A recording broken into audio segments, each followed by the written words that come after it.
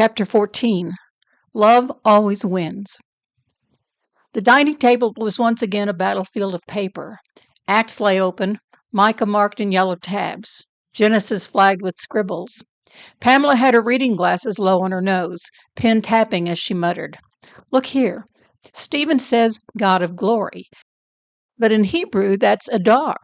Gadal Adar, mother of great glory.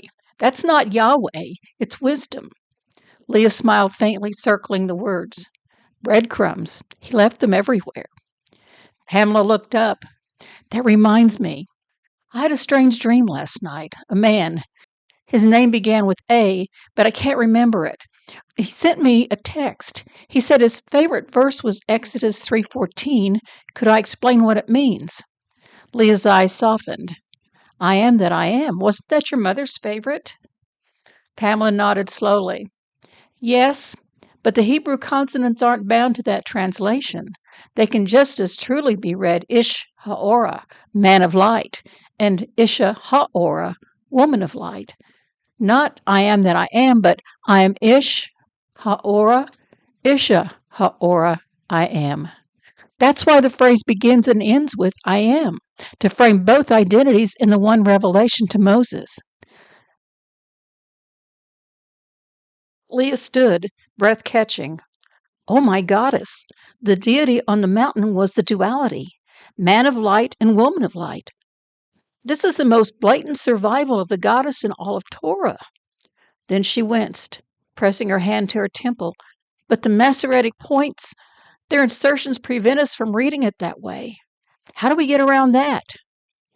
Pamela smiled faintly.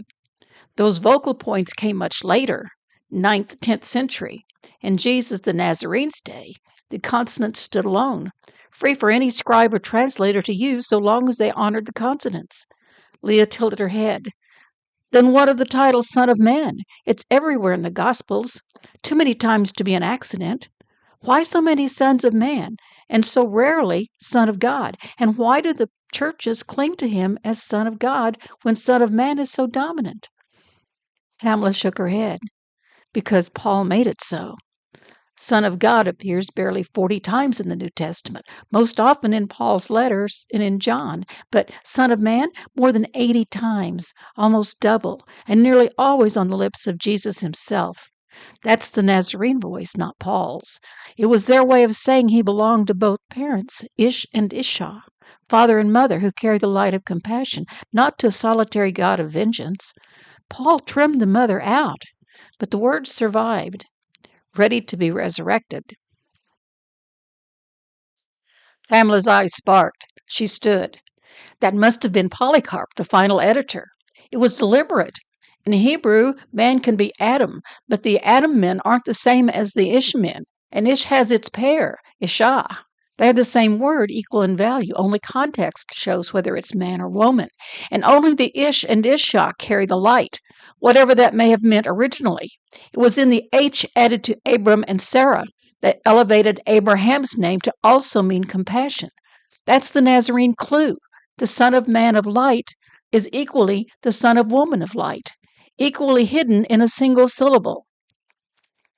Leah's lips parted in wonder. So where Paul wanted the Son of God, the Nazarenes left as Son of Ishman and Isha woman, who share the light that got us with breasts gifted to Abraham and Sarah. Pamela whispered. "And Jesus, the Nazarene, was the son who carried his father and mother within the word itself." She paused. "Gamma El Ella and Hala El Ella, Gamaliel and Hillel." Leah smiled. "Praise God and Goddess that dwell within each of us, who allow the light of compassion to shine." Pamela leaned back, rubbing her eyes. "Sometimes I wonder if we're just talking to ourselves. Who will ever believe us?" Leah put her hand on Pamela's. "Love always wins," she said. "The light of their love cannot be extinguished. Let's get this book finished." The silence of the empty house was broken only by the scratch of pens. Neither woman noticed the sound of tires crunching on gravel outside, nor the slam of a truck door. Joe's boots hit the porch. His hand hovered on the knob, heart pounding. Behind him, 2 small bodies quivered with excitement, tails thumping. Then a sharp scratch at the door, a whine, a bark. Pamela froze, pen slipping from her fingers. Leah's eyes went wide. The door swung open. Peanut barreled through first, yipping wildly, his little red body a blur. Lucas stumbled in behind him, fur cream against the dark wood, tail wagging so hard it shook his whole frame. For a heartbeat, Pamela and Leah only stared. The world seemed to tilt. Too impossible, too good. Then both women fell to their knees. Peanut, Leah cried, arms wide, as the red doxy launched himself into her lap, licking her face furiously. Lucas, Pamela sobbed, gathering the cream fluff ball against her chest, burying her face in his curls. Tears spilled freely, laughter mixing with sobs, the sound of claws skittering on hardwood, the smell of familiar fur filling the air. Joe leaned in the doorway, eyes wet, smile quiet and steady. Thought I'd bring home something better than printer ink. Neither woman answered. Their voices were lost in the torrent of joy, whispering the names over and over as though speaking them could keep the moment forever. Peanut barked once, triumphant. Lucas pressed closer, whining softly, his tail never stopping. Pamela looked up at last, tears streaking her cheeks. How? Joe only shrugged, voice rough. Later. For now they're home. And the house, heavy for so long, filled with the sound of life again.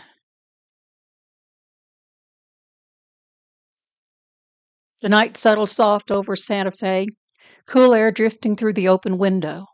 The table lay abandoned, acts and the codex notes scattered, pens uncapped, papers curling at the edges. For once, no one cared.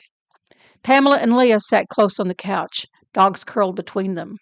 Peanut's warm little body pressed against Leah's side. Lucas stretched across Pamela's lap, their breathing steady and deep.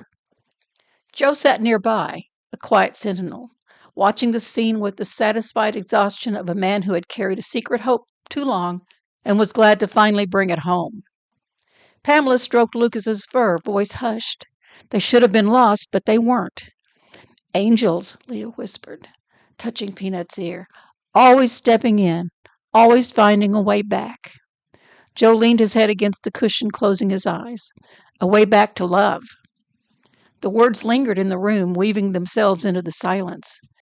And yet the pendulum continues to swing, Leah said. Circles, cycles, Hillel and Shammai, Paul and Polycarp, truth and lies, light and dark, hope and despair. The pendulum never rests. Pamela reached for Walter Russell's Secret of Light, always within reach when inspiration was needed. A pink post-it note marked a page. She opened it and read, Gravity is the male principle of creation which pulls toward the center. Radiation is the female principle, unfolding from the center outwards. This interplay manifests the qualities of love in the light of the one. She looked up. Russell called it rhythmic balanced interchange, and it is the law that underlies all of creation. She pressed her cheek against Lucas's fur. Even if we fail, even if no one believes us, someone will try again, in another time, another place. The Nazarene and the Father, Mother of Glory will be resurrected through someone's pen, through someone's heart.